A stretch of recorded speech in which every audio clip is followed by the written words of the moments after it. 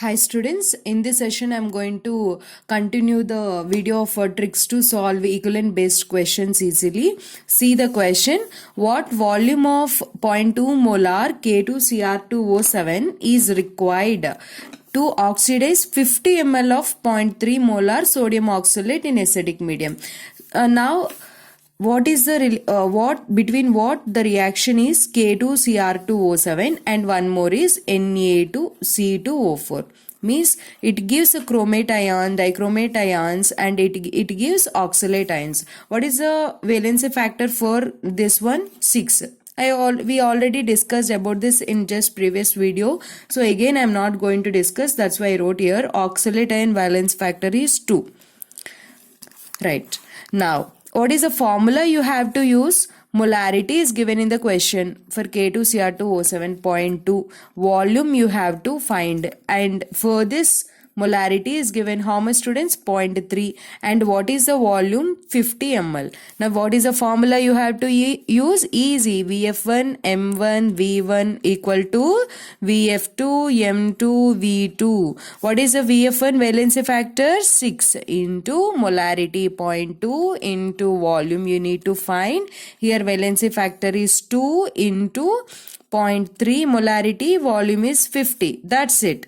That's it. Just a substitution.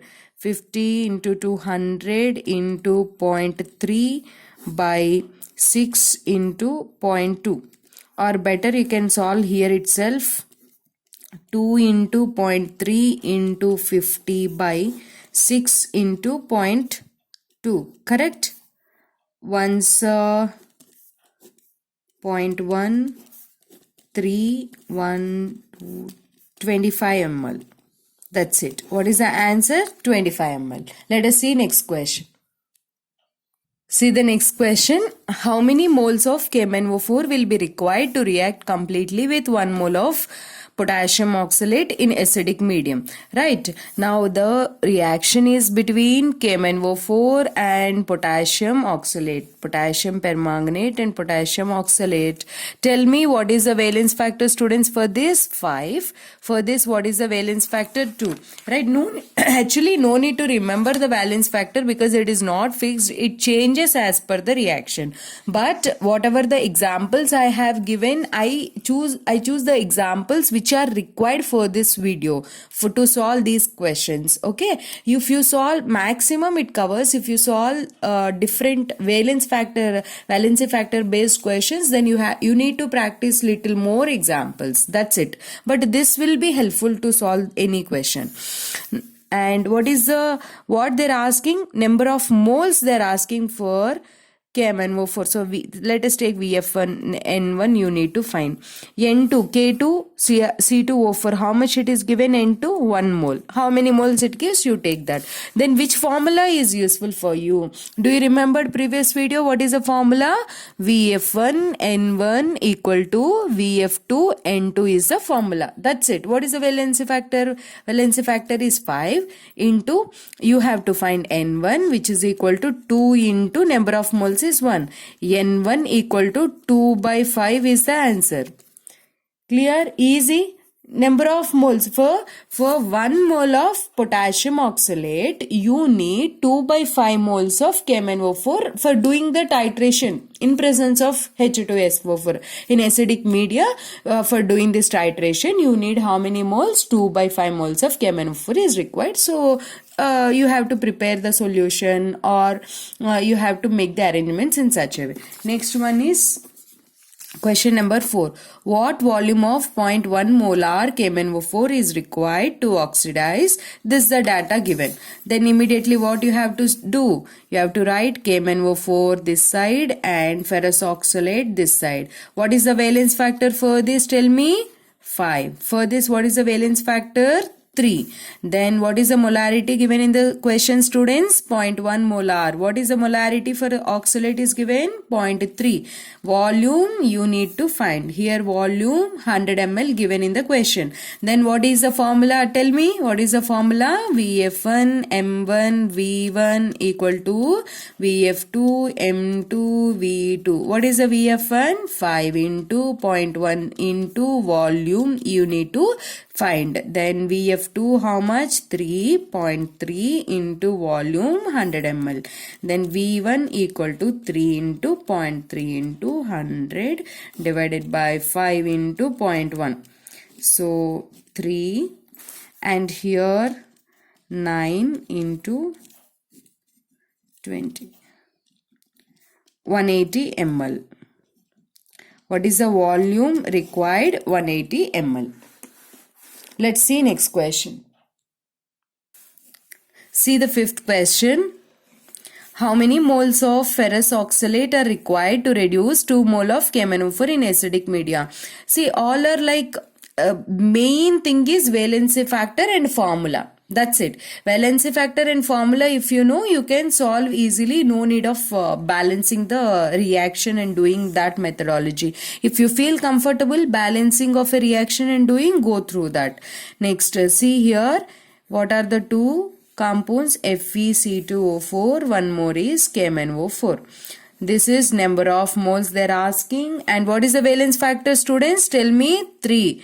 And here number of moles is given 2 mole, and valency factor for KMnO4 is 5. Then what is the formula you have to use? VF1 N1 equal to VF2 N2. VF1 is 3 into number of moles you need to find, and here 2 into 5 into 2. Okay, I wrote 2 into 5. N1 equal to 10 by 3. How many moles it required? 10 by 3. Let's see the next question. See, these many questions we are solving together, so it really helps you to solve maximum of any questions. How many moles of K2Cr2O7 are required to react completely with 2.5 mole of Cu2S in acidic media? Tell me. K2Cr2O7 this side. This side what you have to write? Cu2S. How many moles it is? How many moles it is? Number of moles you have to find. And valence factor, I'm pronouncing valence, right? Valency factor. Valency factor for K2Cr2O7 is how much? 6. And here number of moles given is Cu2S 2.5. And valency factor how much, students? Tell me. For this is 8, right? It converts into SO2. So 6 there, and here 2. 8. Let me check. 8, correct? 8. Then, because valency factor keeps changes. It depends on the reaction. What is the formula? VF1 N1 equal to N2 VF2. Now, what is the valency factor here? 6 into number of moles, which is equal to 2.5 into 8. Then N1 equal to 2.5 into 8 divided by 6. Then 2 3s are 2 4s are 10 by 3. 10 by 3 moles of K2Cr2O7 is required to oxidize 2.5 moles of Cu2S. This is the answer. Let's see the summary of this video. First, we discussed what are the main 4 formulas. What are the main 4 formulas, students? E1 equal to E2, which is equal to N1 V1 equal to N2 V2.